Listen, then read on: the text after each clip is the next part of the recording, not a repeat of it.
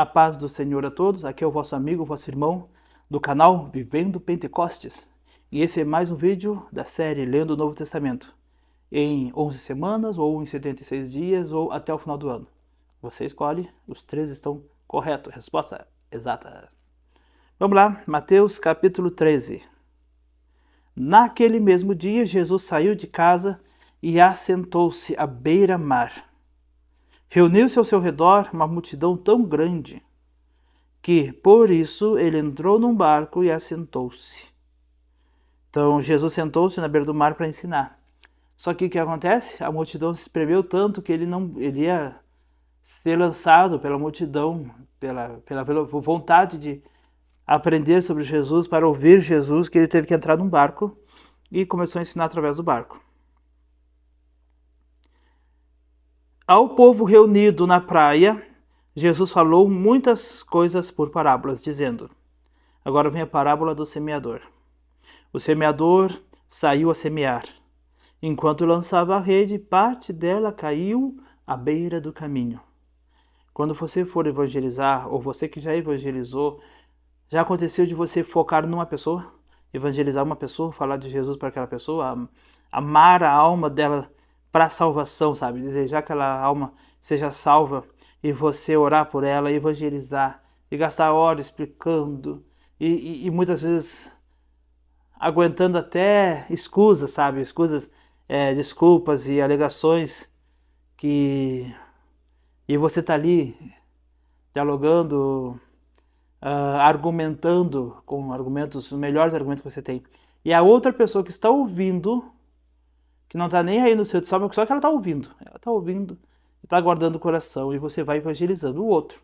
Aquela pessoa vai guardando no coração e ela é evangelizada e ela se salva. E isso aí está aqui, ó, está aqui representado. E ele saiu, enquanto ele atirava sementes, enquanto ele lançava sementes, uma parte dela caiu. Caiu não é a ser lançada, ela caiu. Caiu sem que ele quisesse que ela caísse. Ele caiu. Então a parte da semente caiu à beira do caminho. Só que nesse caso aqui, a parte caiu à beira do caminho. Então a parte assim, ó, caiu e não foi lançada. Então enquanto você evangeliza muitas vezes pode ser você que é aquela alma para Cristo. Não estou dizendo que não, Deus não queira, mas Deus também está preparando uma outra alma que você não está focado, que talvez se ela fosse ela evangelizada, ela não daria atenção, mas ela está só ouvindo. Como ela não é o objetivo, o objeto do evangelismo, essa pessoa está lá só ouvindo, e vai guardando no coração, e vai ouvindo, e vai guardando no coração. Quando vê, Deus chama ela e ela vem. Então, agora vamos para a parte dos terrenos da semente. Então, uma parte dela caiu à beira do caminho, e as aves vieram e as comeram.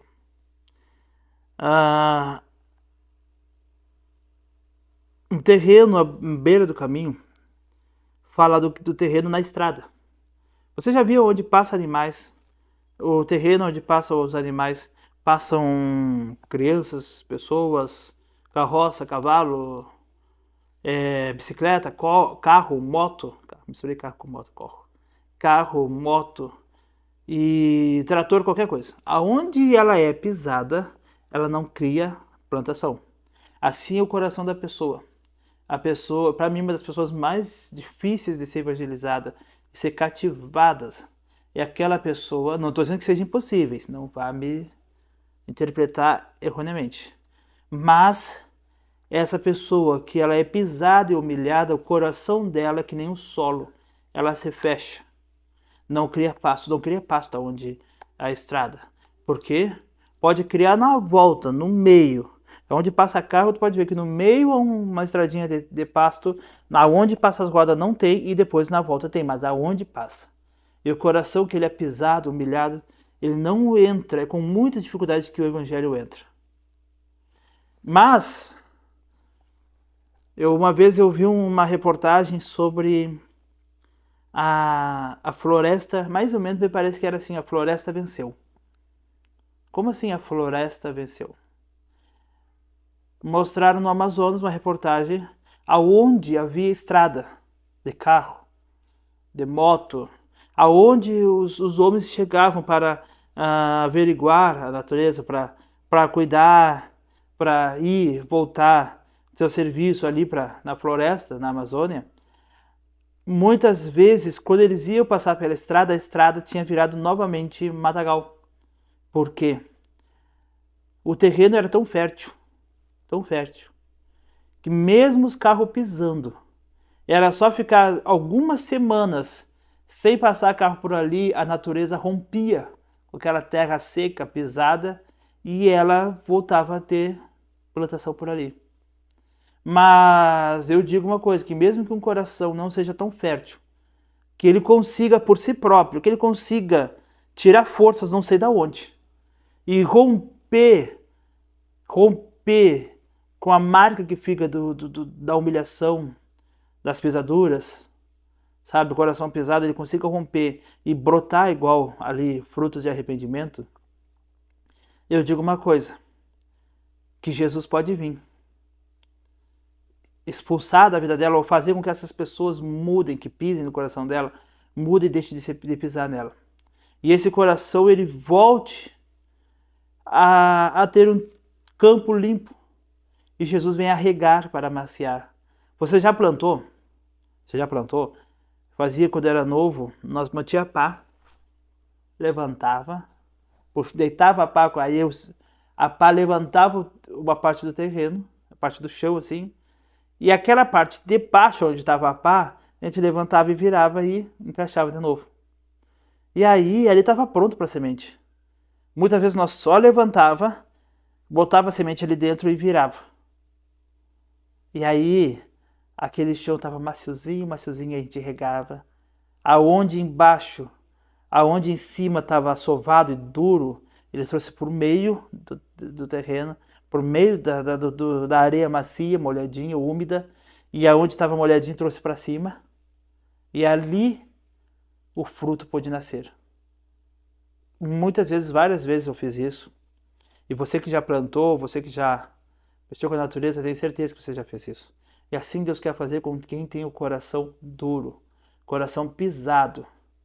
E não deixe que as aves venham e arranquem. Não deixe. Não deixe. Peça, você tem um coração duro, que é difícil o evangelho entrar dentro do seu coração, diga para Jesus amaciar o seu coração. Porque o semeador muda, sabe? Tem semeador bem magrinho, semeador gordinho. Tem o semeador alto, baixo, moreno, clarinho, pele vermelha de índio. Muda o semeador. Menino, menina, homem, mulher, senhor, senhora. O que é perfeito, o que não muda e o que não tem defeito é a semente. Então deixe que a semente do evangelho entre dentro do seu coração. E aí, depois que a semente caiu em solo duro, à beira do caminho, as aves vieram e comeram.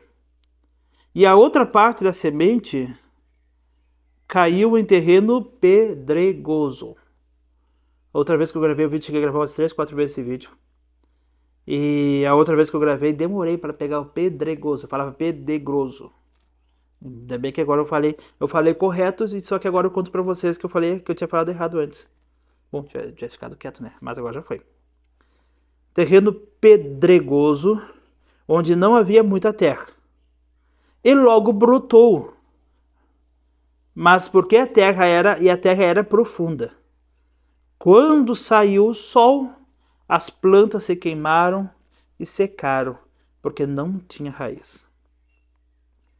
Sabe o que é isso? É a pessoa que vem para Cristo. Mas dentro do seu coração ainda há o amor pelo mundo. As pedras representam o amor pelo mundo. E qual é o problema com a raiz?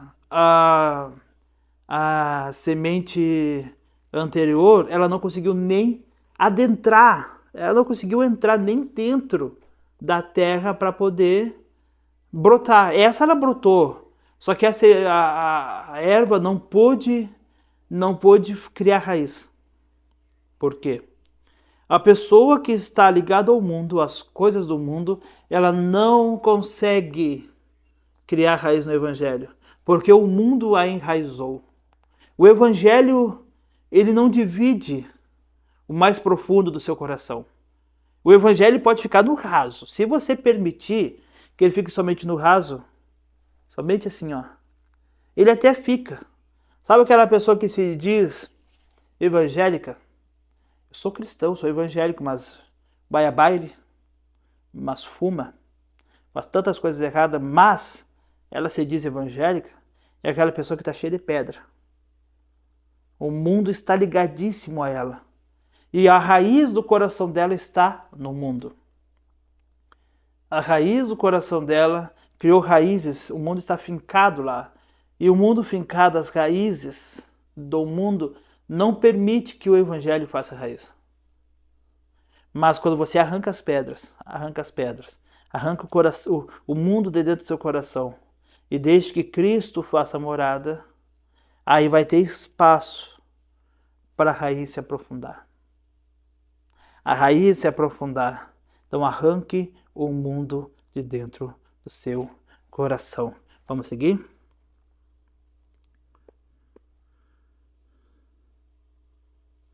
Não havia muita terra, logo brotou porque a terra não era profunda, mas saiu o sol, as plantas se queimaram e secaram, porque não tinha raiz.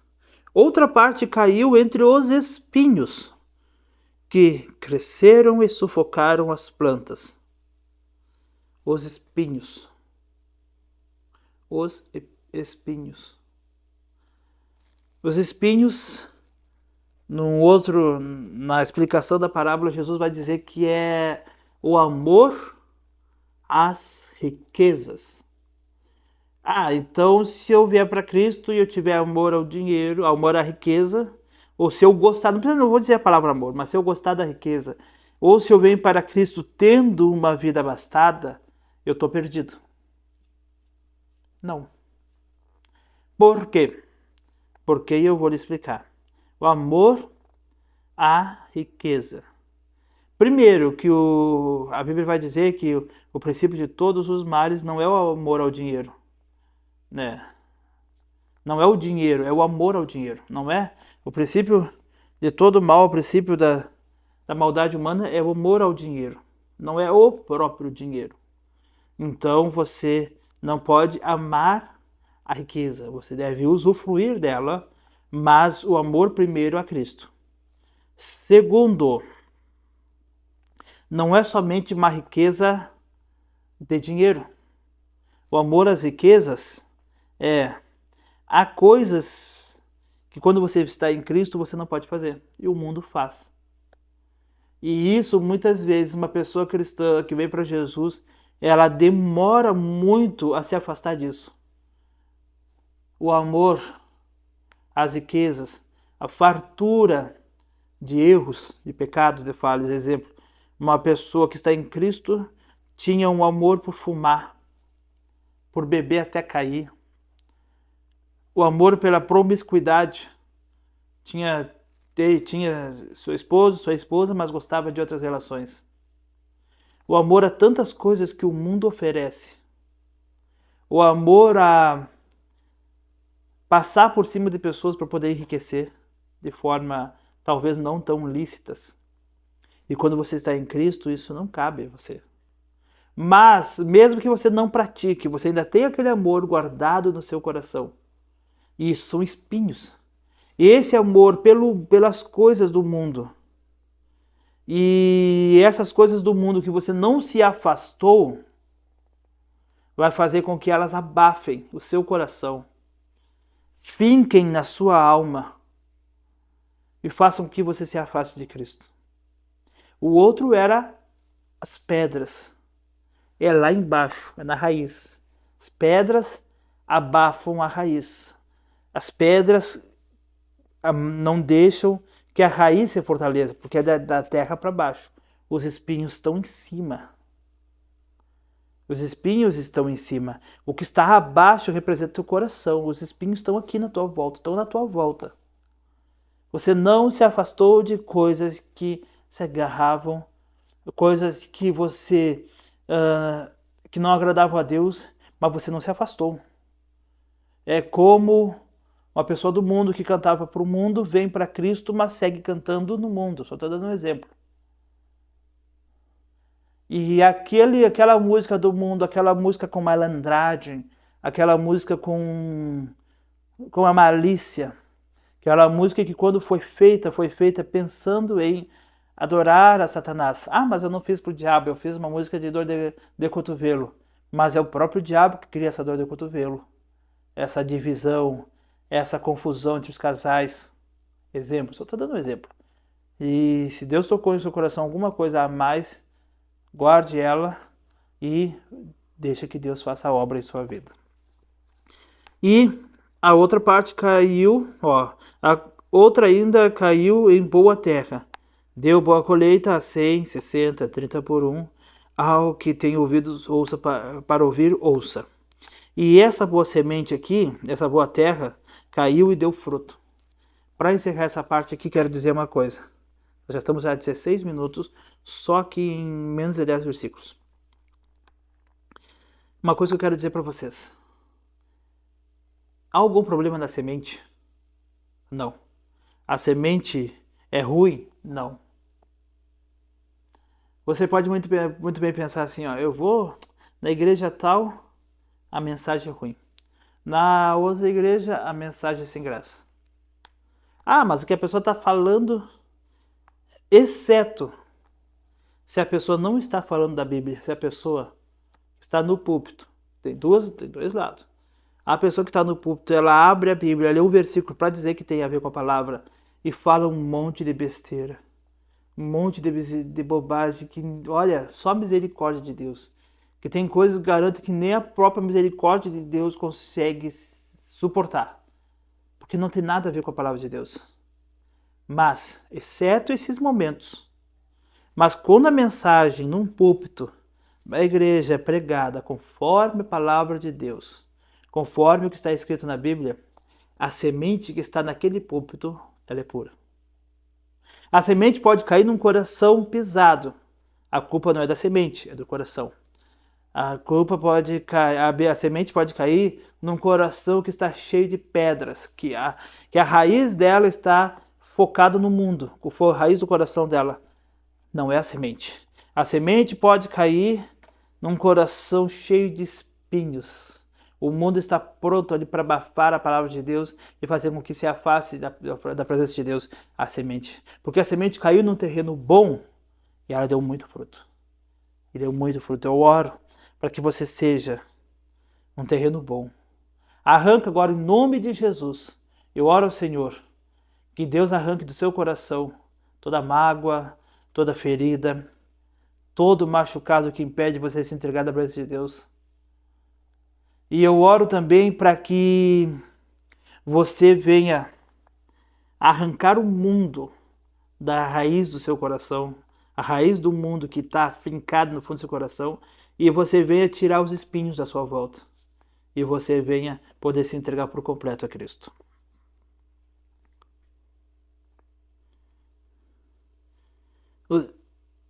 Os discípulos, versículo 10, aproximaram-se dele e perguntaram: por que falas ao povo por parábolas?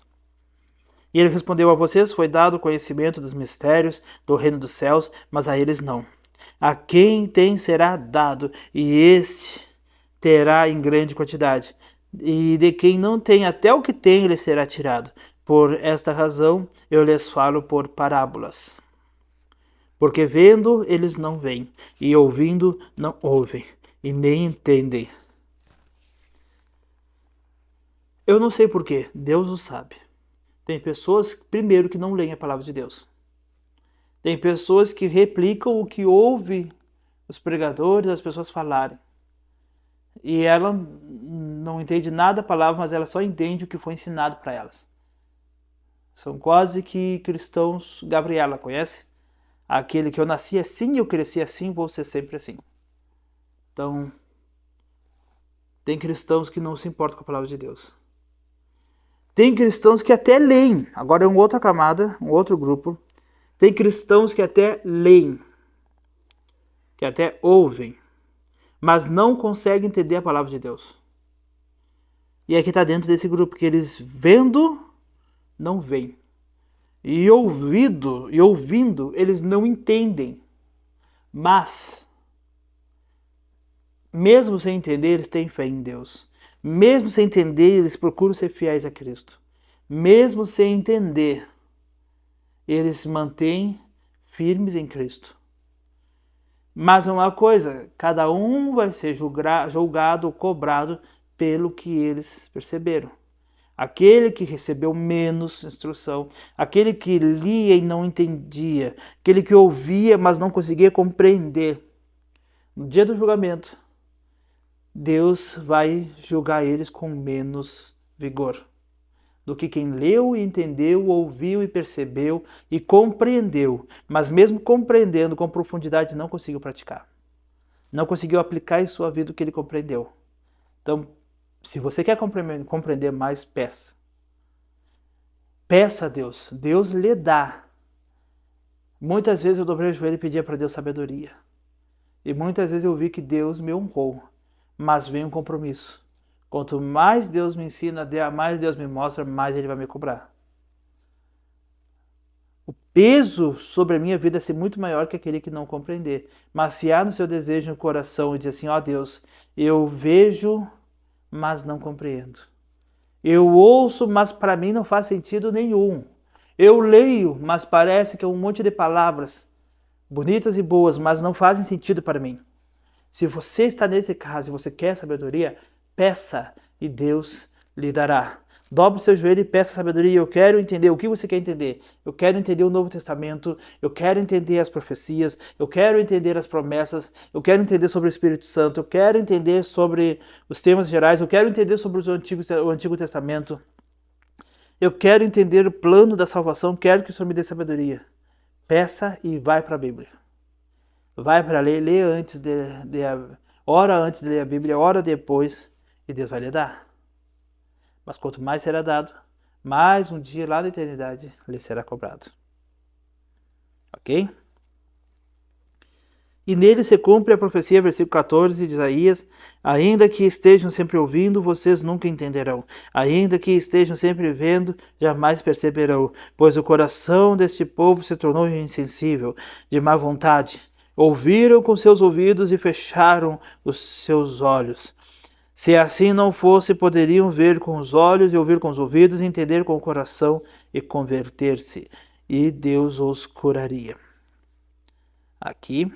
Agora nós vamos para o versículo 16.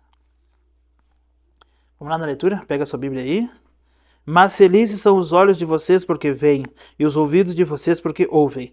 Pois eu lhes digo a verdade, muitos profetas e justos desejaram ver o que vocês estão vendo, mas não viram, e ouvir o que vocês estão ouvindo, mas não ouviram. Os profetas vieram e profetizaram sobre Jesus, mas eles não conseguiram ver. Eles não estavam lá, eles desejaram muito, mas não estavam lá. Portanto, ouçam o que significa a parábola do semeador. Agora Jesus vai explicar a parábola. Quando alguém ouve a mensagem do reino e não a entende, maligno vem e arranca o que foi semeado do seu coração. Esse é o caso da semente que caiu à beira do caminho. Então a pessoa que não entende a palavra de Deus, a pessoa que está com o solo do seu coração duro, a pessoa que tem uma mágoa, ela não consegue entender um Deus que ama. A pessoa que está com seu coração fechado para receber a palavra de Deus, ela não consegue perceber, entender e aceitar. Por mais que fale amorosamente, por mais que fale de forma dedicada, ela não vai aceitar. E aí o maligno vem e arranca do seu coração, a não ser que o coração venha a ser amaciado, venha a ser o coração virado, venha a ser regado, mas isso aí só quem pode fazer é o Espírito Santo. O Espírito Santo pode te usar para ajudar nessa função, mas é o Espírito Santo quem faz essa obra.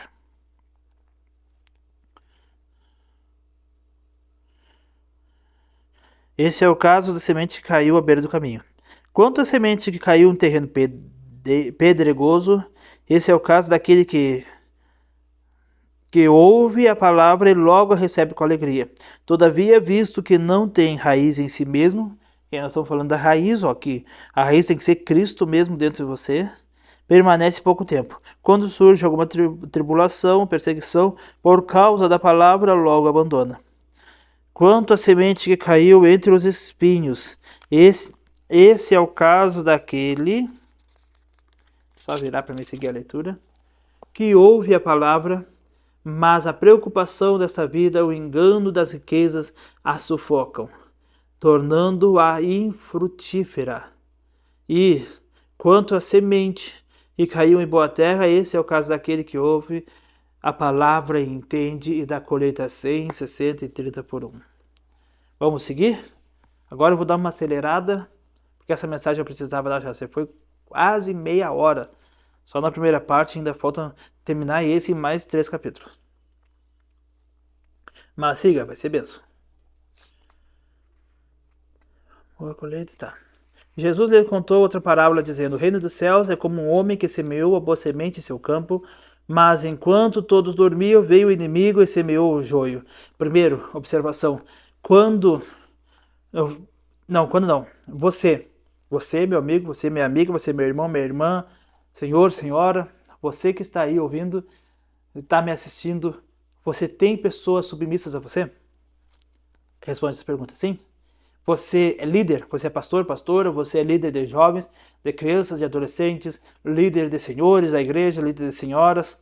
Você é líder de alguma função, líder de louvor, ou você tem na sua casa pai, mãe, filhos que são submissos a você. Você é professor, professora, ou no seu serviço você tem pessoas que estão ali sendo submissas e você tem autoridade sobre a vida delas. Amém? Você não tem nenhuma pessoa que quer submissa a você, ok? Mas se você tem, essa palavra vai se encaixar a você. O homem da casa, o reino de Deus é semelhante a um homem que semeou a semente em seu campo. Mas enquanto todos dormiam, veio o inimigo e semeou o joio. Você que é um líder, você que precisa. Quando eu falei em casal, eu falei assim, tanto o homem ele é responsável por sua esposa e seus filhos. A mulher também tem responsabilidade espiritual sobre seu esposo e sobre seus filhos. Tem um fiozinho, parece que tá. Tá, você que é responsável, você não permita, em nome de Jesus, você não permita, em nome de Jesus, que o inimigo venha e plante o joio dentro do seu rebanho. Deus lhe deu um rebanho. Você se tornou líder de pessoas. Não permita que o inimigo venha e plante o joio. Ah, como é que eu vou fazer isso? Jejue, ore, vigie. Primeira sementinha de intriga, de confusão, de discórdia, de mágoa, de machucado, de dodói, de eu tô com magoinha, eu tô triste. Qualquer mágoa, qualquer ferida, você vá e arranque já do meio. Arranque no meio de tudo isso para que não haja essa confusão. Então você vai e desfaz. Mantenha sempre oração, adoração, se possível jejum, atrague louvores, mas cuide das pessoas que Deus colocou. Ah, mas é no meu serviço, sim, mas é no teu serviço. Você não vai ficar o tempo inteiro falando de Jesus para pessoas, no tempo oportuno, sim. Então ore por elas. Ore em secreto, lute lutas em secreto por pessoas, que Deus vai fazer com que essas pessoas sejam abençoadas e você vai ver o fruto na vida dessas pessoas. Lute lutas em secreto. E publicamente essas pessoas serão abençoadas através da tua oração. E aí, quando vem o joio, depois do joio plantado, você não vai poder arrancar o joio. Porque aí, se você arranca o joio que foi plantado, o trigo vai embora. Um pastor que tem as ovelhas e no meio daquelas ovelhas tem 4 ou 5 joios. Se ela fizer o esforço e arrancar aquele joio, a ovelha vai dizer, ah, mas ele era tão bonzinho, tão meu amigo. Já como ela magoou, o pastor magoou aquela pessoa, eu vou sair junto. Isso aí é quando você arranca o joio se agarra nos trigos e o joio vai junto. Então não adianta, depois de entrar o trigo, você vai ter que orar muito para que depois que entrar o joio, você vai ter que orar para que esse joio venha se converter. Esse joio venha se converter e se aturmar, assim, fazer parte daquela turma, ou que ele se afaste por conta própria. Amém? Olha só. E o inimigo veio e semeou o joio no meio do trigo e se foi. Quando o trigo brotou e formou espigas, o joio também pareceu. Os servos do dono do campo dirigiram-se a ele e disseram: O Senhor não semeou boa semente desse campo? Então, de onde veio o joio? E o Senhor lhe disse: O inimigo fez isso, respondeu ele. Os servos lhe perguntaram: Senhor, queres que o tiremos? E ele respondeu: Não, porque se tirar o joio, vocês poderiam arrancar com ele o trigo. Deixe que cresçam juntos até a colheita. Então direi aos encarregados da colheita: juntem primeiro o joio e amarrem-se em feixes para ser queimado. E depois junte o trigo e guardem-o no meu celeiro. Ok? Então, podia falar mais coisa, mas vamos reduzir, que já estão meia hora já. Ele contou outra parábola: o reino dos céus é como um grão de mostarda que um homem plantou no seu campo. Embora seja menor de todas as sementes, quando cresce torna-se uma das maiores plantas e atinge uma altura de uma árvore, de modo que as sementes do céu vêm a fazer, que as aves do céu vêm fazer ninho em seus ramos. Aqui esse evangelho está falando de Jesus mesmo, a menor de todas as sementes, o Deus Todo-Poderoso, o Senhor Jesus Cristo, esvaziou-se de toda a sua glória e desceu como servo mais humilde numa virgem, né? Nasceu através da obra do Espírito Santo e ele cresceu, morreu por nós na cruz. Com a morte dele, essa semente brotou, que quando a semente só brota quando ela morre, quando ela se rompe, quando ela perde a sua vida, nasce um pé, né, e um pé de mostarda aqui, no caso, representando Jesus Cristo, e quando cresce, tornou-se a igreja, a maior de todas as árvores, em que as aves fazem repouso. Qual é a ave que nós conhecemos? O Espírito Santo. O Espírito Santo vem e faz repouso sobre a igreja. Essa mensagem, essa parábola é muito linda. Ele contou ainda outra parábola: o reino dos céus é como o fermento que uma mulher tomou e misturou com uma grande quantidade de farinha, e toda a massa ficou fermentada. Jesus falou todas essas coisas à multidão por parábolas. Nada lhes dizia sem usar alguma parábola, cumprindo-se assim o que fora dito pelo profeta: abrirei a minha boca por parábolas e proclamarei coisas ocultas desde a criação do mundo. A explicação da parábola do joio. Então ele deixou a multidão e foi para casa. Seus discípulos aproximaram-se dele e disseram: Explica-nos a parábola do joio do campo. Agora eu vou dando uma pausa para a gente ir percebendo passo por passo. E ele respondeu: Aquele que semeou a boa semente, quem semeou a boa semente é o Filho do Homem. O campo é o mundo. A boa semente são os filhos do reino. O joio são os filhos do maligno. E o maligno, o que semeia, o inimigo que semeia é o diabo. A colheita é o fim desta era, e os encarregados da colheita são os anjos. Assim como o joio é colhido e queimado no fogo, assim também acontecerá no fim desta era. O Filho do Homem enviará os seus anjos, e eles tirarão do seu reino tudo o que faz cair no pecado, e todos os que praticam o mal. Eles o lançarão na fornalha ardente. Haverá choro e ranger de dentes. Então os justos brilharão como o sol no reino de seu Pai. Aquele que tem ouvidos, ouça. As parábolas do tesouro escondido e da pérola de grande valor. O reino dos céus é como um tesouro escondido num campo. Certo homem, tendo encontrado, escondeu de novo, e então, cheio de alegria, foi e vendeu tudo o que tinha e comprou aquele campo.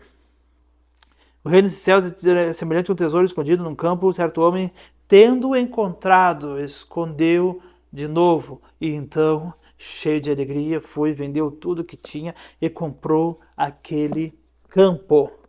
Aleluia! Quem é esse campo? Você que é pregador, use, por favor, use as mensagens, usem as reflexões, usem a vontade. Aonde a minha mão, onde o meu pé, onde a minha voz não vai, aonde eu não consigo chegar lá onde você está, exceto se você me convidar para ir pregar lá.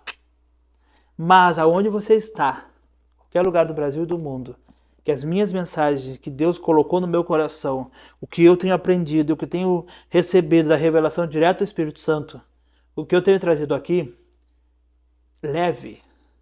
Guarde seu coração, anote. Tem gente que tem memória boa, ouviu uma vez, não esquece mais.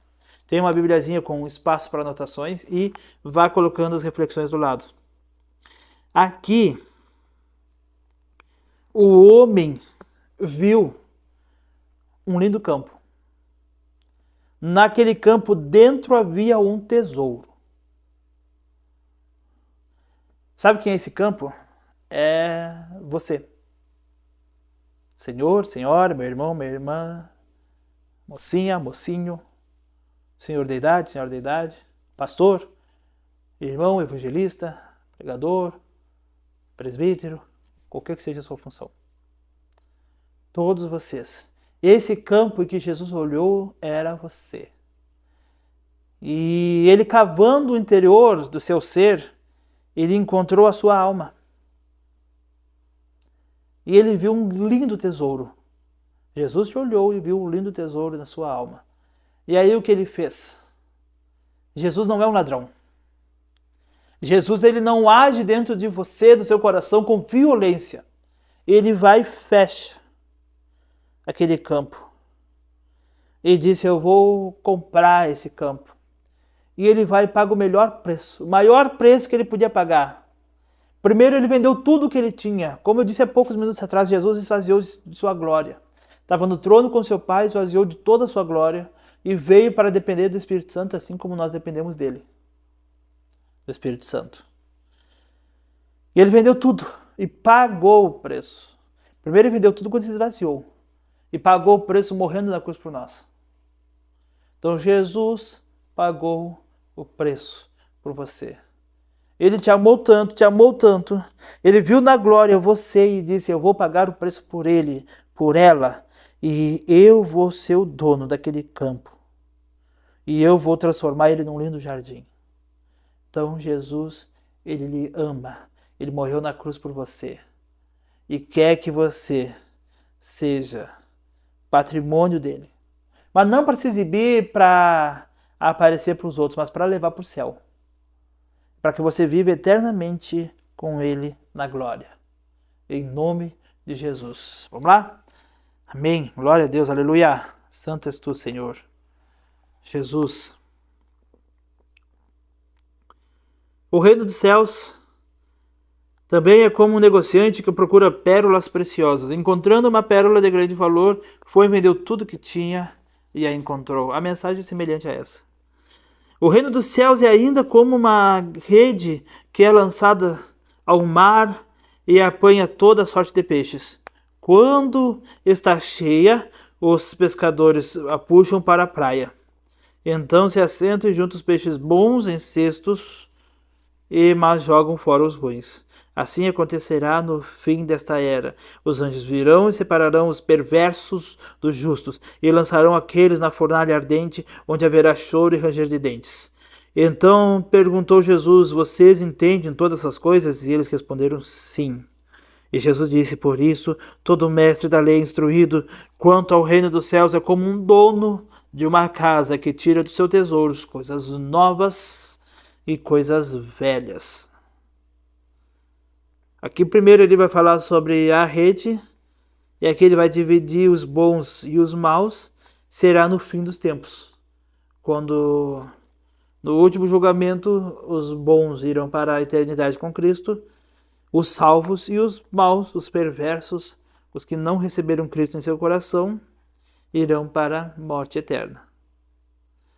Mas aqui, Jesus pergunta se eles tinham entendido. E eles, por isso, o mestre da lei, instruído quanto ao seu rei, ao reino dos céus, é como um dono de uma casa, que tira do seu tesouro coisas velhas, coisas novas e coisas velhas. Aqui eu quero fazer uma alusão, coisas novas e coisas velhas. O que é quanto mais velho, melhor fica. O que é o que é? Vamos brincar de o que é o que é. O que é o que é? Quanto mais velho, melhor fica. Vinho.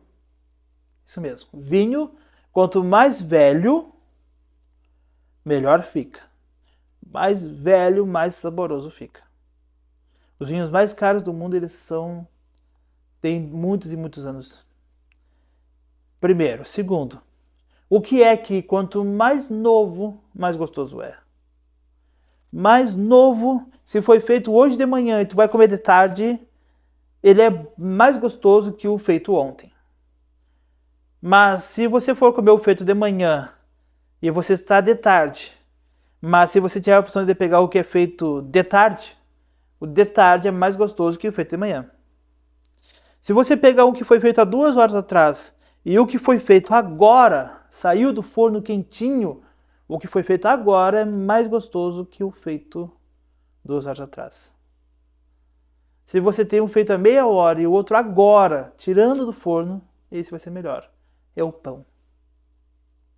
Quanto mais novinho, mais gostoso é. E o vinho, quanto mais antigo, mais saboroso é. E aqui há um mestre.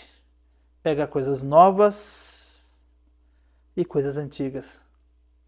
E aqui ele está falando, terminou de falar, e por isso, ele terminou de falar da separação entre o perverso e o bom, a perdição eterna e a salvação eterna, ele acabou de falar isso. Como eles entenderam, ele disse, assim é como um mestre da lei.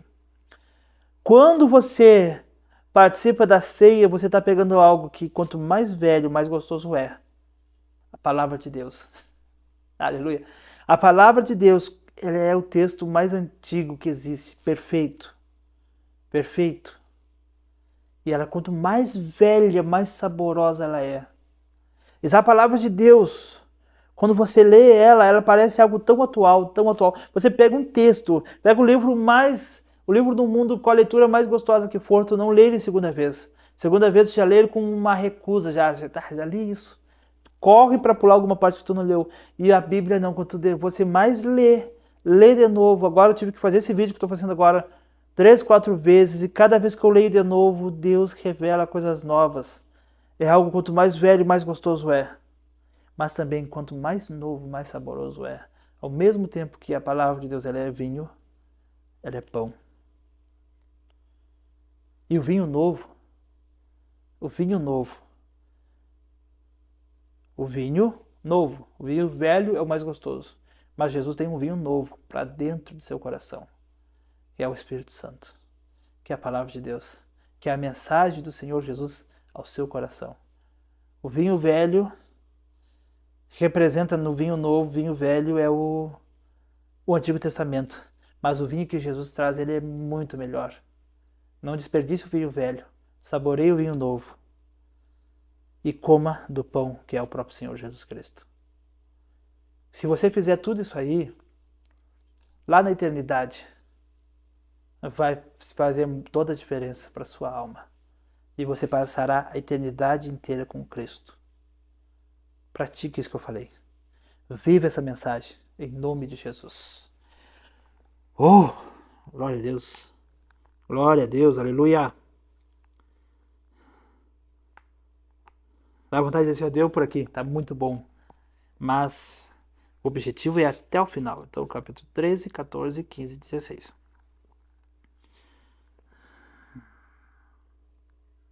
O reino de Deus é ainda como uma rede que é lançada ao mar e apanha toda sorte de peixes. Não, esse aqui?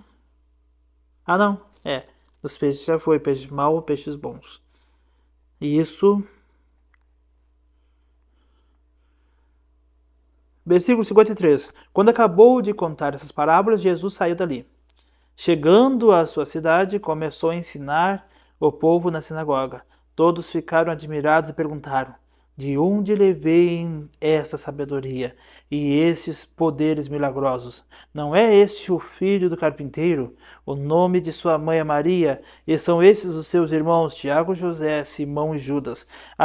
Não estão conosco todas as suas irmãs? De onde, pois, ele obteve todas essas coisas e ficaram escandalizados por causa dele. Mas Jesus lhe disse: só em sua própria terra e em sua própria casa é que um profeta não tem honra. E não realizou muitos milagres ali por causa da incredulidade deles. Aqui você vê, versículo 56, uma curiosidade, versículo 55, fala do nome dos irmãos de Jesus. Tiago, você olha lá no final da sua Bíblia, antes do Apocalipse, tem a carta de Tiago. Tiago, ele era irmão de Jesus e só se converteu depois que Jesus subiu aos céus. Se ele se converteu antes, não foi avisado para nós. Nós temos antes de Jesus morrer e ressuscitar, os irmãos querendo, tá achando ele de louco, querendo levar ele para casa. E depois nós vemos Tiago como líder da igreja em Jerusalém. E também Judas. Judas escreveu a carta de Judas, que não é o outro discípulo Judas e não era o Judas Iscariotes, que na verdade ele morreu. Então esse era o irmão de Jesus. Os dois irmãos de Jesus, mas quando eles vão nas suas cartas se identificar, eles não se identificam como irmão de Jesus, mas como escravo de Jesus, como servos de Jesus.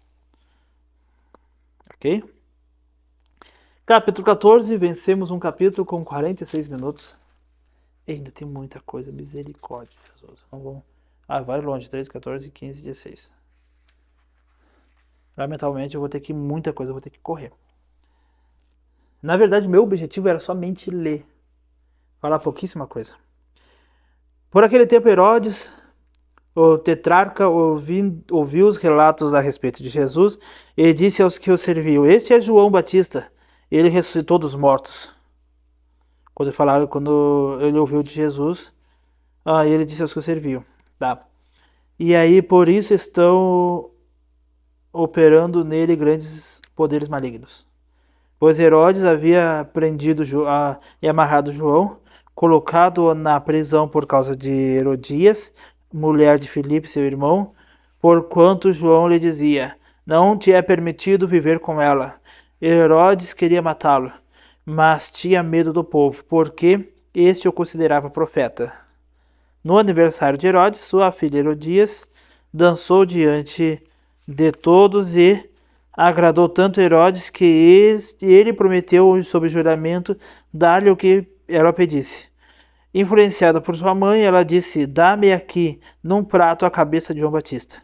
O rei ficou aflito, mas por causa do juramento e dos convidados, ordenou que lhe fosse dado o que ela pedia. Mandou decapitar João na prisão, sua cabeça foi levada num prato e entregue à jovem, que a levou à sua mãe. Os discípulos de João vieram, levaram o seu corpo e o sepultaram, depois foram contar isso a Jesus.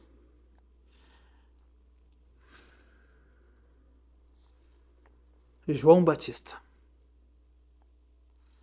Nos vídeos anteriores eu falei que João Batista ele não chamava todo mundo de raça víbora, somente sacerdotes. E uma vez, numa oportunidade que eu levei na igreja, eu entreguei uma palavra assim, ó. Eu prefiro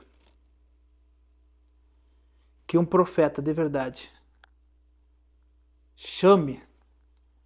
Eu ainda tinha aquele pensamento que ele chamava todo mundo. Depois, com o estudo, eu fui entender. Com o estudo, você entende muita coisa. Olha muita coisa que as pessoas falam. E eu também estava. Mas uma coisa que eu guardo no meu coração é: eu prefiro um profeta que me chame de raça de víbora. Me chame de raça de víbora. Mas denuncie o pecado. Mas acuse o pecado para que haja arrependimento, do que um profeta que amacia o coração dos homens e acoberte o pecado deles, para que eles não sejam julgados e condenados pelos seus pecados e o profeta venha cair em descrédito por falar a verdade. E eu quero deixar essa mensagem para você. Se você é profeta, primeiro, seja aquele profeta que fala a verdade, que condene o pecado, que fale contra o pecado, fale contra o pecado, mas não amacie o coração dos homens com medo de perder sua recompensa entre os homens. perca a sua recompensa entre os homens, mas fale a verdade. Fale a verdade e não corra o risco de perder o seu galardão lá no céu. Porque essa recompensa aqui passa rapidinho. Mas aquela que está lá em cima, aquela ali você vai usufruir dela para a glória e pela eternidade toda. Amém? Estamos com 50 minutos de vídeo.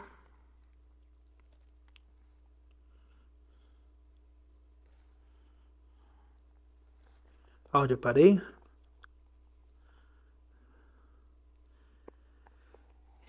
Por causa do juramento dos convidados, ordenou-lhe que fosse dado o que ele pedia e mandou decapitar João na prisão.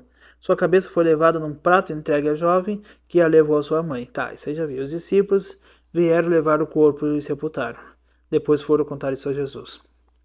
Ouvido o que havia ocorrido, Jesus retirou-se de barco em particular para um lugar deserto. As multidões, ao ouvirem falar disso, saíram às cidades e o seguiram a pé.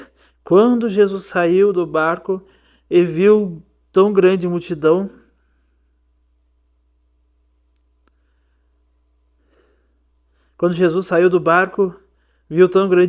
teve compaixão deles e curou os seus doentes.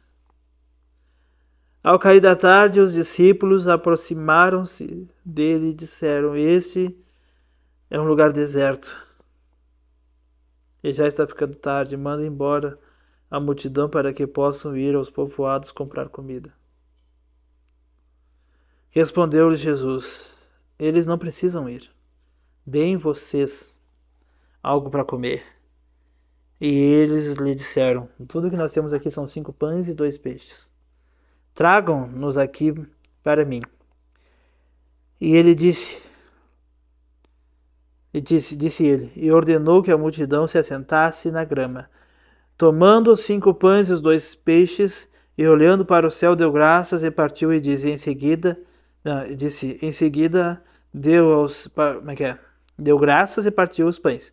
Em seguida deu aos discípulos, e esses a multidão. Todos comeram e ficaram satisfeitos.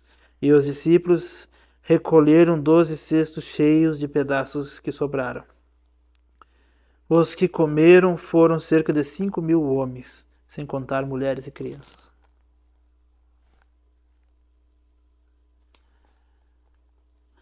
Na história do cristianismo, após Roma ter usurpado, a partir de Constantino, e eu digo sequestrado a igreja para dentro do Império Romano. Primeiro eles tentaram destruir. Foram 10 perseguições.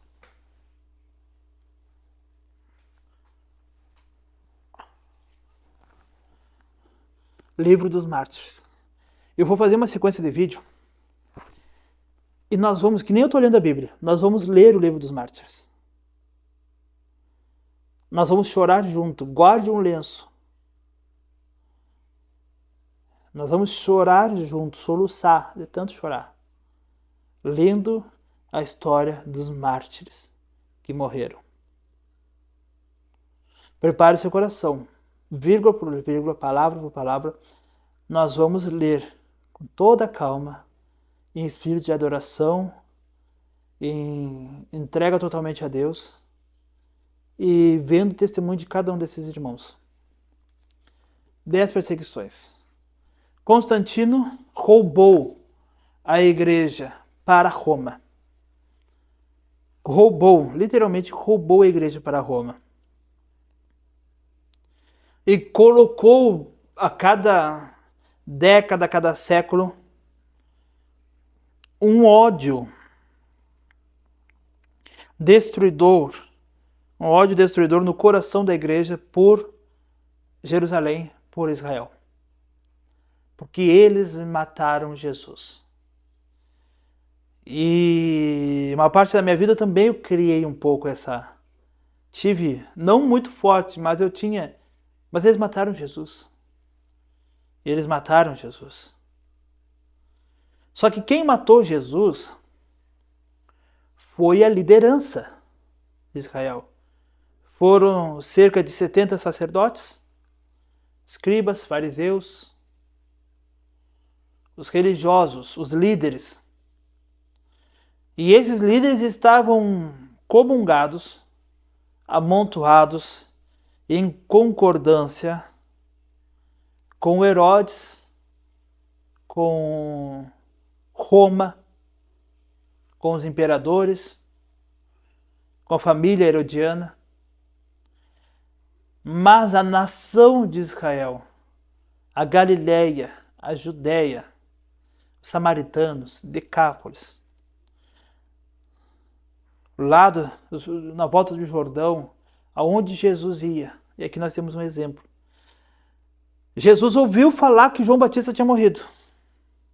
E ele se retirou porque ele queria orar. Eu creio que aquele momento deu uma sensação de luto. Porque o seu antecessor ali, que ainda Jesus disse para ele, eu preciso ser batizado, vamos cumprir a justiça. Eu dei alguma mensagem ali sobre isso, mas no momento eu quero dizer assim, ele teve luto. Aquele ali foi uma retirada por luto, porque ele entrou no barco. A única vez que Jesus entrou num barco sozinho e foi embora.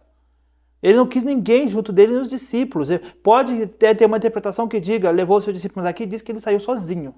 Com discípulos sem discípulos, mesmo com discípulos, quantas vezes com discípulos ele estava num lugar e ele estava no outro sozinho. E ele se afastou daquela multidão naquele momento. Ele não deixava a multidão assim. Ele entrava num barco para pregar, mas ele não afastava da multidão. E naquele momento ele foi embora. E a multidão, ele ia e a multidão olhava aquele barco de longe. E eles faziam toda a volta pelo continente. Milhares de pessoas andando no continente, olhando Jesus e indo. Quando Jesus desceu, a multidão estava lá, pronta para ouvir a mensagem de Jesus. Ele, por misericórdia, curou os seus doentes. Mas não diz que eles estavam procurando a cura das suas doenças. Eles queriam Jesus. E Jesus, por misericórdia, curou os seus doentes. Quem matou Jesus foi os líderes. Eu vou voltar, quando a gente chegar lá, eu vou voltar de novo esse assunto. Mas a multidão, nossos irmãos judeus, nossos irmãos israelitas. Não vou falar agora sobre a guerra, porque provavelmente quem vai assistir, muita gente vai assistir esse vídeo lá no futuro, e a guerra já vai ter ou piorado, ou resolvido, ou se ajeitado.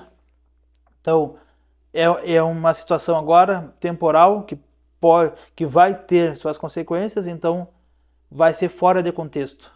E a Bíblia, ela tem seu contexto eterno. Ela não fica antiga nem velha, mas nem nova, não fica antiga. Ela não fica ultrapassada, é essa palavra. A Bíblia não fica ultrapassada. Mas o que eu vou falar agora sobre a guerra de Israel e Hamas pode ficar ultrapassada, ela vai ficar. O assunto vai ter ou evoluído ou regredido. Mas o evangelho ele não vai nem evoluir nem regredir. Ele vai ser atual. Nunca ultrapassado. Mas o que eu quero trazer aqui, o povo, a nação, os homens, as mulheres, as crianças, os idosos. Simão clamou ao Senhor e disse, eu pude ver, Senhor, pode levar o teu servo. Eu vi a salvação com meus próprios olhos enquanto ele abraçava o menino Jesus.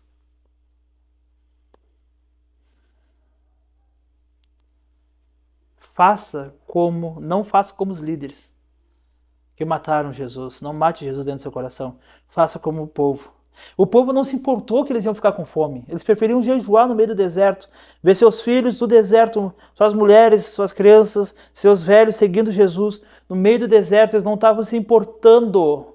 E ali a Bíblia diz que os discípulos notaram que já estava ficando tarde e as pessoas não iam ter que comer, mas as pessoas não queriam saber se elas iam ter que comer ou não, se elas iam ficar com fome, com sede ou não. Jesus estava lá pregando, elas estavam ali atrás de Jesus. E aí Jesus disse, traga o meu pão, traga meus peixes, e eu vou alimentar essa multidão.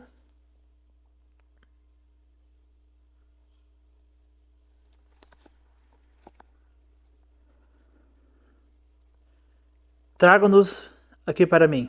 E ele disse, ordenou que a multidão se assentasse na grama, tomando 5 pães e 2 peixes, e olhando para o céu, deu graças e partiu os pães. Em seguida deu aos discípulos, e esses a multidão. Todos que comeram ficaram satisfeitos. E os discípulos recolheram 12 cestos de pedaços que sobraram. E os que comeram foram cerca de 5.000 homens, sem contar mulheres e crianças. Eu não gosto de imitar a pregação, mas eu lembro de uma mensagem. Uma vez eu ouvi o pastor Marco Feliciano que ele contava que por que sobrou 12 pães? Porque Jesus pegou o pão, cortava metade, e daqui a pouco tinha um pão inteiro aqui e outro pão inteiro aqui e colocava. E no final sobrou 12 cestos, e aí ele ensinou os discípulos. E os discípulos, em vez de dividir os pães, acharam outras pessoas para repartir os pães, e os discípulos estavam lá. Graças te dou, Pai. Tinha um pão inteiro aqui, outro pão inteiro aqui. E foi aí, teria sido aí que os discípulos de Emaús, quando viram Jesus repartir o pão, porque quando eu era, Mário Júlio, quando eu era adolescente me ensinavam que os judeus dividiam o pão para dentro. Eu vou cortar um pão para mim. Vou cortar o pão para mim, para cá. Eu cortava e virava para cá. Ou virava para cima para agradecer a Deus. Só que quando Jesus cortava, ele cortava para fora. Para a pessoa que estava ali, estou dividindo o pão contigo. E eu dizia assim, tá valendo. Só que depois dessa explicação, por que os discípulos de Emaús entenderam que era Jesus? Quando ele cortou o pão, tinha metade, não, tinha um e tinha um inteiro. E eles olharam, é o mestre. Quando eles olharam, é o mestre, Jesus sumiu na frente deles.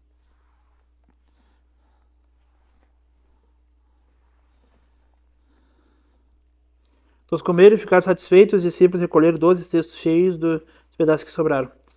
Os que comeram foram cerca de 5.000 homens, sem contar as mulheres e crianças. Tem outra interpretação, que Jesus seguiu multiplicando os pães, e os discípulos, ficando com o seu pão e levando com 12 cestos, eram 12 discípulos, que significa também, antes que alguém fale, tem também a interpretação que é que os que trabalham, os obreiros, os discípulos, os apóstolos, os líderes que estão à frente, eles merecem, são dignos de levar para si próprio o resultado que sobra da obra, identificando também como o direito ao salário dos obreiros, do líder, do pastor. E também sou de acordo, também serve. A interpretação que eu falei antes não é uma interpretação obrigatória, cada um interpreta de uma forma. Você pode ter outra interpretação e ser de Deus também. E ser a correta. Na verdade, a correta de verdade só vamos saber de quem chega na glória e perguntar para Jesus pessoalmente. Enquanto isso não chegar, a gente vai interpretando do jeito que a gente consegue. Versículo 22. Logo em seguida, Jesus insistiu com os discípulos para que entrassem no barco e fossem adiante dele, para o outro lado. Enquanto ele despedia a multidão, tendo despedido a multidão, subiu sozinho a um monte para orar. Ao anoitecer, ele estava ali sozinho, mas o barco já estava a considerável distância da terra, fustigado pelas ondas, porque o vento soprava contra ele. Alta madrugada, Jesus dirigiu-se a eles andando sobre o mar. Quando o viram andando sobre o mar, ficaram aterrorizados e disseram: é um fantasma! E gritaram de medo. Mas Jesus imediatamente disse: coragem, sou eu, não tenham medo. Misericórdia, Jesus. Não tenham medo. Aí, Senhor, disse Pedro, se és tu, manda-me ir ao teu encontro sobre as águas. Venha, respondeu ele. Então Pedro saiu do barco e andou sobre as águas e foi na direção de Jesus. Mas quando reparou no vento, ficou com medo e começou a afundar. Gritou: Senhor, salva-me. Imediatamente Jesus estendeu a mão e o segurou e disse: homem de pequena fé, por que você duvidou? E quando entraram no barco, Jesus cessou, o vento cessou, e então os que estavam no barco ficaram o adoraram, dizendo: verdadeiramente és tu o Filho de Deus. Até agora eles não tinham certeza, né? Jesus andou no mar, andou sobre as águas, e eles tiveram certeza. Quando entraram no barco, o vento cessou, tá isso aqui já. Depois de atravessarem o mar, chegaram a Genezaré. Quando os homens daquele lugar reconheceram Jesus, espalharam a notícia em toda aquela região. Ele trouxeram os seus doentes, suplicaram-lhe que apenas pudessem tocar na orla do seu manto, e todos os que nele tocaram foram curados. O manto aqui, a palavra manto aqui é talit. Talit. Há uma coisa que eu quero contar, quero falar aqui. Você já viu na igreja, principalmente os pentecostais acontece muito, uma pessoa do nada começa a se destacar em fervor da igreja. A presença de Deus. Ele é aquela pessoa que começa: Jesus me disse tal coisa, Jesus me revelou, eu tive experiência com Jesus, e as coisas que ele fala acontecem, e as ministrações dele, e as coisas, as intimidades que ele diz que tem em Jesus, você vê que tem a presença de Jesus ali. No meio da igreja começa a aparecer um louco, e ele começa a se destacar.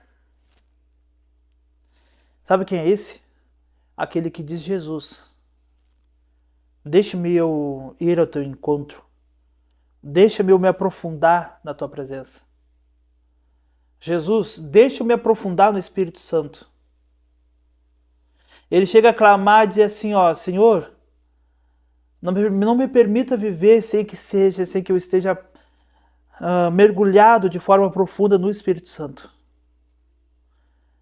Eu não posso viver uma vida normal que nem os homens normais vivem. Eu prefiro viver uma vida cheia do Espírito Santo. E ele começa a clamar, e o coração dele cria um desespero tão forte, tão grande por Deus, que se ele não receber aquele aprofundamento, aquela bonança espiritual sobre a vida dele, aquela fartura, aquele fulgor, aquele clamor, ele não vai, para ele a vida não vai ter sentido nenhum. E ele começa a receber. Nenhum dos discípulos ali afundaram quando se assustaram com medo.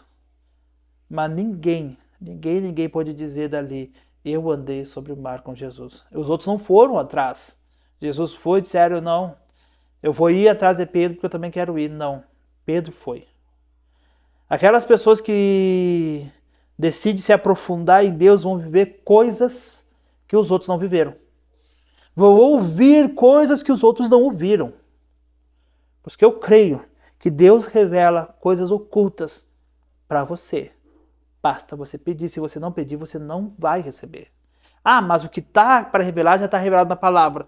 Mas dentro da palavra, muitos segredos. Que você só vai ter a revelação se você pedir e implorar para Jesus lhe dar. E aí, essas pessoas se aprofundam em Deus. Se aprofundam na presença de Deus, nas coisas de Deus. E eles começam a se destacar perante os outros, de uma forma mais íntima. Só que tem mais uma coisa, tanta coisa que eu vou falar, só que assim, essas pessoas correm um risco de tanto se aprofundar em Deus, eles perceberem que estão entrando num nível que não é humano. Se assustam e regridem. Eu, na minha adolescência, eu pedi para Deus, não vou começar a detalhar porque pessoas podem assistir e vão identificar. Eu pedi para Deus na minha adolescência, no retiro de carnaval, antes, que naquele retiro de carnaval queria começar a ver anjos. A ver anjos. E, em consequência, ver demônios. Visão aberta. Hoje eu conheço o nome. E no retiro, tanto orar. O pessoal queria jogar bola, o pessoal queria correr, o pessoal queria brincar, o pessoal queria fazer. E eu queria oração. Criamos uma sala num colégio de oração e era oração manhã, tarde e noite. E no final, antes de ir embora, eu e outro irmão recebemos. E Deus começou a me mostrar. E eu vendia para a mãe, saía para a rua. E eu via demônios em cima das casas das pessoas. Eu via anjos. Eu tive experiências profundas. Só que chegou uma hora que aquilo ali um adolescente, começou a me perturbar. Eu fiquei com medo. Fiquei com medo que aquilo aumentasse de tal forma e eu perdesse a noção da vida real. Eu orei para Jesus para me cessar aquilo ali. Eu parei de ver. Ver mesmo, eu vi em sonho o que eu via com meus olhos de verdade. Muitas vezes eu vi em sonho o que eu via com meus olhos. Mas a sensibilidade espiritual que eu tinha de ver, Deus me deu em sentir os espíritos. Sabe o dom de discernimento de espírito? Deus me deu algo nessa área. Entendeu? Mas eu me aprofundei e fiquei com medo. Eu recuei. Então, esse medo que Pedro sentiu, quem se aprofunda em Deus pode vir a ter. Mas vai depender da sabedoria que você vai ter em administrar esse medo e conversar com Deus. Ó Deus, peraí, posso regredir sem regredir tanto? Você dá um limite. E aí a obra continua. Você vai ter que entender como é que funcionam as coisas espirituais para poder lidar com elas. Hoje, se eu buscar, provavelmente pode ser que eu volte a ter visão aberta. E eu acho que com a minha idade, cerca de quase 40 anos, pode ser ou não que eu vá ter uma interpretação, um entendimento muito melhor que eu tinha antes e poder agir de uma forma mais sábia que na adolescência. Mas esse medo, ele é comum. Ele pode acontecer porque aconteceu com Pedro. Amém? Meu Deus, esse vídeo você vai a 2 horas. Não tô nem aí. Vai o tempo que tiver que ir. Enquanto o Espírito Santo estiver me dando palavra, eu vou entregando.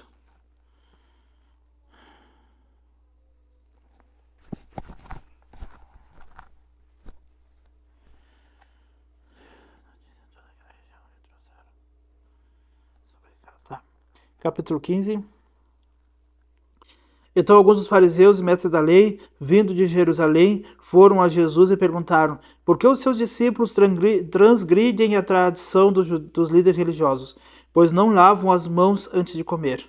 Então aqui eles estavam reclamando por que os discípulos de Jesus não lavavam as mãos antes de comer. Jesus respondeu: e por que vocês transgridem o mandamento de Deus por causa da tradição de vocês? Pois Deus disse: honra teu pai e tua mãe. Quem amaldiçoar seu pai e sua mãe terá que ser executado. Mas vocês afirmam que se alguém disser ao pai ou à mãe, qualquer ajuda que eu poderia lhe dar, já dediquei a Deus como oferta. Não está mais obrigado a sustentar seu pai. Assim, por causa da sua tradição, vocês anulam a palavra de Deus, hipócritas. Bem profetizou Isaías acerca de vocês, dizendo: este povo me honra com os lábios, mas o coração está longe de mim. Em vão me adoram, e seus ensinos não passam de regras ensinadas por homens. Jesus chamou para junto de si a multidão e disse: ouçam e entendam, o que entra pela boca não o torna o homem impuro, mas o que sai de sua boca, isto o torna impuro. São as suas palavras. Então os discípulos se aproximaram dele e perguntaram: sabes que os fariseus ficaram ofendidos quando ouviram isso? E ele respondeu: toda planta que meu Pai Celestial não plantou será arrancada pelas raízes. Deixem-nos. Eles são eles são guias cegos. Se um cego conduzir outro cego, ambos cairão no buraco. Então Pedro pediu-lhe: explica-nos a parábola. Será que vocês ainda não conseguem entender? Perguntou Jesus. Não percebem que o que entra pela boca vai para o estômago e mais tarde é expelido? Mas as coisas que saem da boca vêm do coração. E são essas que tornam o homem impuro, pois do coração saem maus pensamentos, os homicídios, os adultérios, as imoralidades sexuais, os roubos, os falsos testemunhos e as calúnias. Essas coisas tornam o homem impuro, mas o comer sem lavar as mãos não o torna impuro. Uma mulher cananeia demonstra fé. Então aqui está falando da impureza do seu coração. Do meu coração, do nosso coração, do coração da humanidade. Cuide, mesmo que haja alguma impureza no seu coração. Arranca ela do seu coração antes que ela saia dos seus lábios. Porque o que sai da tua boca é o que torna impuro. O que ainda está no teu coração e não saiu pela tua boca, ele é o quê? É um princípio da impureza. A hora que você fala, você externa aquilo que está lá dentro e o diabo toma legalidade na sua vida para agir da forma que ele quiser. Então, quando ela estiver no seu coração, você arranca lá dentro. E diga, se não em voz alta, pelo menos em voz não audível, arranque aquilo, em nome de Jesus. Eu não quero essa impureza dentro do meu coração. Saindo daquele lugar, Jesus retirou-se para a região de Tiro e de Sidom. Uma mulher cananeia natural dali veio a ele gritando: Senhor, filho de Davi, tem misericórdia de mim. A minha filha está endemoniada e está sofrendo muito. Mas Jesus não lhe respondia palavra. Então os discípulos se aproximaram dele e pediram: manda ela ir embora, pois vem gritando atrás de nós. E ele respondeu: eu fui enviado apenas às ovelhas perdidas de Israel. A mulher veio, adorou de joelhos e disse: Senhor, ajuda-me. E ele respondeu: não é certo tirar o pão dos filhos e lançá-lo aos cachorrinhos, disse ela. Porém, sim, Senhor, mas até os cachorrinhos comem das migalhas que caem da mesa dos seus donos. Jesus respondeu: mulher, grande é a tua fé, seja conforme você deseja. E naquele mesmo instante sua filha foi curada. A segunda multiplicação de pães. Jesus saiu dali e foi para a beira do mar da Galileia. Depois subiu a um monte e se assentou. Uma grande multidão dirigiu a ele, levando-lhe os aleijados, os cegos, os mancos, os mudos e muitos outros, e os colocaram aos seus pés e ele os curou. O povo ficou admirado quando viu mudos falando, os mancos curados, aleijados andando e os cegos vendo, e louvaram a Deus de Israel. Jesus chamou os seus discípulos e disse: tenho compaixão dessa multidão. Já faz 3 dias que estão comigo e nada têm para comer. Não quero mandá-los embora com fome, porque podem desfalecer no caminho. Os seus discípulos responderam: onde poderíamos encontrar nesse lugar deserto pão suficiente para alimentar essa gente? Quantos pães você tem? Perguntou Jesus. E eles disseram: 7. E alguns peixinhos. Ele ordenou à multidão que se assentasse no chão, depois de tomar os 7 pães e os peixes e dar graças, partiu-os e entregou aos discípulos. E os discípulos à multidão, todos que comeram até se fartar, e ajuntaram 7 cestos cheios de pedaços que sobraram. Os que comeram foram 4.000 homens, sem contar mulheres e crianças. E havendo despedido a multidão, Jesus entrou no barco e foi para a região de Magadã. Capítulo 16. Nós vamos para o último capítulo. Ok. 13, 14, 15, 16. Depois 17, 18, 19, 20. Depois vai até o 20. Tá ok. Os fariseus e os saduceus aproximaram-se de Jesus e o puseram à prova, pedindo-lhe que lhes mostrasse um sinal do céu. E ele respondeu: quando a tarde vem, vocês dizem: vai ser bom tempo. Vamos ler de novo. Os fariseus e os saduceus aproximaram-se de Jesus e o puseram à prova. Ok. Pedindo que lhes mostrasse um sinal no céu. Pediram mostrar um sinal no céu de Jesus. Ok. E ele respondeu: quando a tarde vem, vocês dizem: vai fazer bom tempo, porque o céu está vermelho. E de manhã, hoje haverá tempestade, porque o céu está vermelho e nublado. Vocês sabem interpretar o aspecto do céu, mas não sabem interpretar os sinais dos tempos. Uma geração perversa e adúltera pede um sinal milagroso, mas nenhum sinal vos será dado, a não ser o sinal de Jonas. Então Jesus os deixou e retirou-se. O sinal de Jonas é a morte de Jesus 3 dias no sepulcro e depois lançado, que nem Jonas teve 3 dias no ventre do grande peixe. O fermento dos fariseus e saduceus. Aí depois, o que aconteceu isso? Indo os discípulos para o outro lado do mar, esqueceram-se de levar o pão. Jesus lhe disse: estejam atentos e tenham cuidado com o fermento dos fariseus e dos saduceus. E eles discutiam entre si: por que não trouxemos pão? Será que Jesus está reclamando, falando para nós ficar cuidando dos fermentos dos fariseus, dos saduceus, porque a gente esqueceu do pão? Será que ele vai querer que a gente use o fermento deles? Como é que isso vai... Como é que isso tem a ver com que nós não trazemos o pão? E aí Jesus, percebendo a discussão, Jesus lhes perguntou: homens de pequena fé, por que vocês estão discutindo entre si sobre não terem pão? Ainda não compreendem?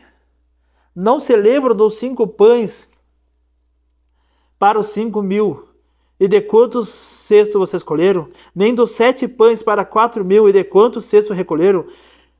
Como é que vocês não entendem que não era de pão que eu estava lhes falando?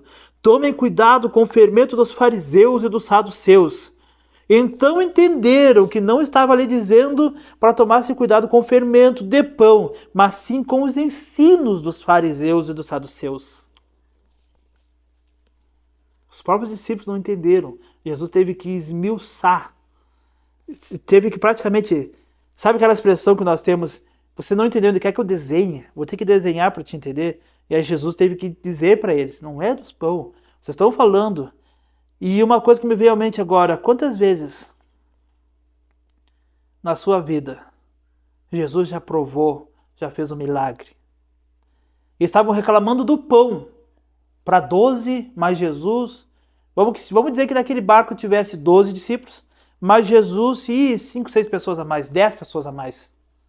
Ou mais 12 pessoas, cada um dos discípulos tivesse levado mais uma. E Jesus, 24, 25 pessoas, no máximo no barco, não caberia isso. E Jesus acabou de multiplicar milhares de pães para milhares de pessoas. E eles estavam brigando por causa do pão.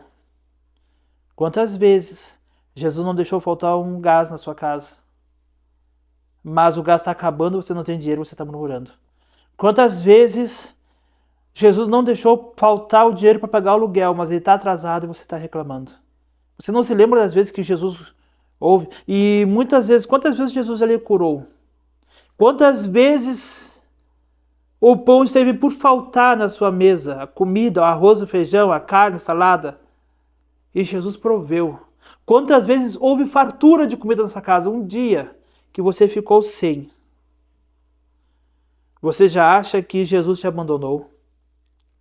Quantas vezes já houve abastança? Quantas vezes multiplicaram-se na sua vida alguma coisa e um dia que ela não tem, você já reclama e já blasfema contra Deus? Você já murmura, como Israel murmurou por mais de 10 vezes no deserto? Quantas vezes Jeremias disse: procuro trazer à memória, que até o Diante do Trono cantou numa música, aquilo que me dá esperança. Antes de lembrar do que Deus já fez por você muitas vezes, você já viu Deus fazer e você sabe que Deus pode fazer, e se Ele não fez, Ele tem algum propósito.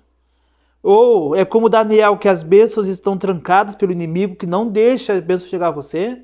ou é um propósito de Deus para fazer você crescer e amadurecer, e muitas vezes é a própria murmuração que Jesus quer te curar. Ele está lhe mostrando: faltou hoje, mas por muitas vezes eu multipliquei. Faltou hoje, você não tem. Talvez a barriga esteja roncando, talvez o cobrador está lá apertando, talvez a dor está aumentando, mas quantas vezes Jesus já lhe deu, já lhe curou, já proveu, já abençoou um dia que não tem, um dia que doeu, um dia que reclamaram, um dia que lhe xingaram, um dia que faltou. Deus já não presta e tudo que Ele fez para sua vida não tem mais valor. Preste atenção nisso. Um dia, os discípulos estavam reclamando, os discípulos estavam murmurando, os discípulos estavam brigando, discutindo por causa do pão, e Jesus não estava falando do pão. E Jesus disse para eles: vocês não se lembram de quantas vezes eu multipliquei? E eu lhe digo para você quantas vezes Jesus proveu, e no momento da necessidade você reclamou porque Deus não lhe deu. É hora de mudar a situação. É hora de mudar a atitude, porque quando você mudar a atitude, você pode passar para um próximo nível. O próximo nível. Jesus quer levar para um nível além, mas você ainda está reclamando por miséria. Você está reclamando por um dia que não aconteceu o que você esperava, mas quantas coisas que você nem esperava, Deus já lhe deu. Os planos de Deus são maiores que os seus.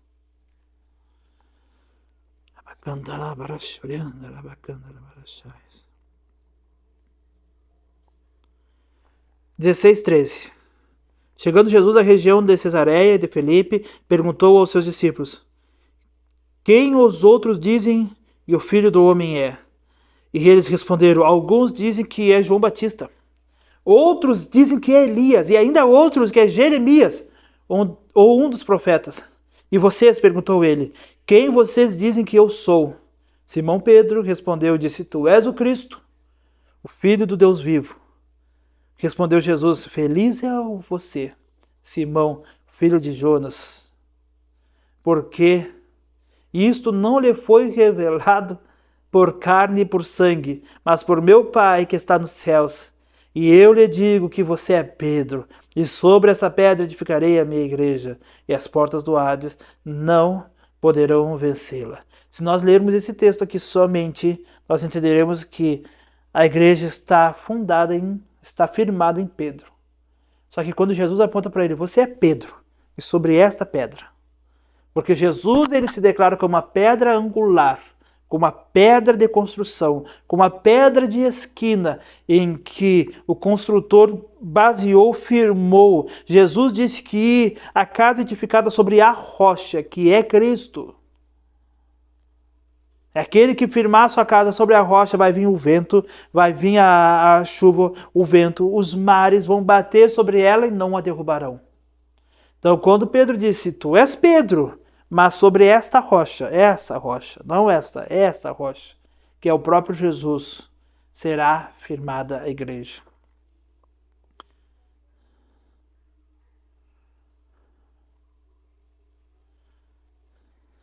E as portas do inferno não poderão vencê-la.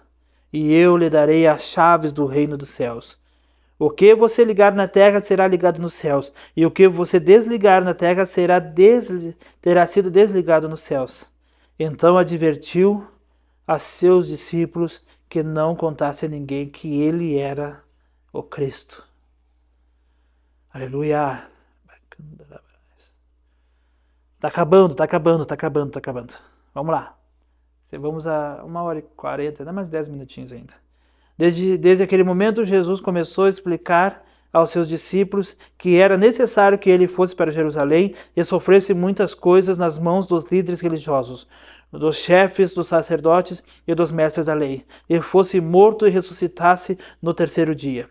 Então Pedro, chamando-o à parte, começou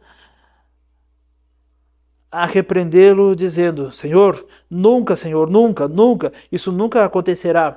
Jesus virou-se e disse a Pedro: para trás de mim, Satanás, Você é uma pedra de tropeço para mim. Ele não pensa nas coisas de Deus, mas nas coisas dos homens. Então Jesus disse aos discípulos: se alguém quiser acompanhar-me, negue a si mesmo, tome a sua cruz e siga-me. Pois quem quiser salvar a sua vida, irá perder, a perderá. Mas quem perder a sua vida por minha causa, a encontrará. Pois que adiantará o homem ganhar o mundo inteiro e perder a sua alma? Ou o que o homem poderá dar em troca da sua alma? Pois o Filho do Homem virá na glória de seu Pai com seus anjos, e então recompensará a cada um de acordo com o que tenha feito. Garanto-lhes que alguns dos que aqui se acham não experimentarão a morte antes de verem o Filho do Homem vindo em seu reino. Aleluia. Pedro, num momento ele fala cheio do Espírito Santo, revelado por Deus Pai, e num outro momento ele fala por Satanás, porque aqui a palavra significa adversário. Jesus estava pronto para ir para a cruz, e esse Satanás aqui representa adversário. Pedro estava sendo adversário à cruz de Cristo. O homem, por muitas vezes, anda em uma linhazinha tênue. Numa ponta, o coração do homem funciona. Aqui é uma coisa minha. Dentro desse texto aqui. Aí aqui pode parecer algum ensino errado. Deixei pro fim. Deu sorte que ficou bem pro finalzinho desse vídeo. Só os teimosos, os insistentes, os corajosos vão assistir até o final. O homem vive em uma linhazinha, um fiozinho de cabelo, não tem nenhum aqui. Tênue, um fiozinho de cabelo. Que de um lado está o santo, o outro o profano. E o homem fica ali. O homem pode estar anos ali no santo, na consagração, na dedicação. Assim como Davi, lutando guerras para o Senhor, vencendo as guerras através do Senhor. Com sua harpa ele tocava e cantava para Deus, pegava a espada e matava os inimigos do Senhor, e tocava, e cantava, e inspirava-se em louvores, cantando para o Senhor. Um dia que ele rompeu com o santo, pegou o santo e disse, rompeu com o santo, e ele se entregou ao profano. O dia que ele não foi para a guerra, ele olhou o amigo dele, o companheiro dele de guerra, o companheiro dele de exército, que morava perto dele, namorando, paquerando, se divertindo com a esposa dele. E ele se apaixonou pela esposa e rompeu com o santo e se entregou ao profano. Mandou o homem para a guerra, para morrer na guerra, para que ele pudesse se casar, se juntar com a esposa dele. Quando ele se arrependeu do seu pecado, em Salmo 51, ele pede perdão. Pede ao Senhor que não retire dele o espírito e ele volta para o santo. Mas o homem vive naquela guerrinha entre o santo e o profano. Entre ser extremamente santo e a qualquer momento em que a carne falar mais alta e ele deixar de lado a santidade de Deus, ele pode cair. A Bíblia diz que quem está de pé, cuide que não caia. Cuide que não caia. Se você está em pé, você está firme, você está forte, você é valente, você é corajoso, você vive uma vida santa. Cuide para não cair. Com essa mensagem que eu termino esse vídeo. E em seguida eu vou tomar uma água, vou ali ver minha esposa, minha filha. Vou dar um oi para elas ali. Estou em pleno domingo de chuva, gravando para vocês os vídeos atrasados. Eu me dei uma atrasada não conseguia gravar os vídeos, aí no outro dia não conseguia e atrasei. Então vou tentar recuperar entre hoje e amanhã, vou recuperar os vídeos da semana e gravar. Dá um pouquinho de trabalho, mas eu quero fazer. Quero muito, muito, muito fazer isso para ganhar as almas para Jesus, para encher os obreiros do Senhor de munição. Cada coisinha que você aprender, pega da sua arma e vai enchendo munição para você sair pregando por aí. Jesus abençoe. Deus abençoe meus irmãos, minhas irmãs. Deus abençoe suas casas. Deus abençoe os seus pratos de comida, seus pratos, sua mesa. Nunca falte alimento em fartura. Nunca falte dinheiro para pagar suas contas. Nunca falte paz. Nunca falte saúde. Nunca falte sabedoria para a vida de cada um. Quem seguiu até aqui, até o final, não parou, não foi convencido com muitos vídeos que aparecem no YouTube querendo fazer que troque de vídeo. Insistiu até agora. Deus abençoe grandemente cada um. Encha-os com teu Espírito Santo. Encha-os de sabedoria. Encha-os de unção. Encha-os da tua presença. Agradeço por tudo, Deus. Esse momento foi lindo.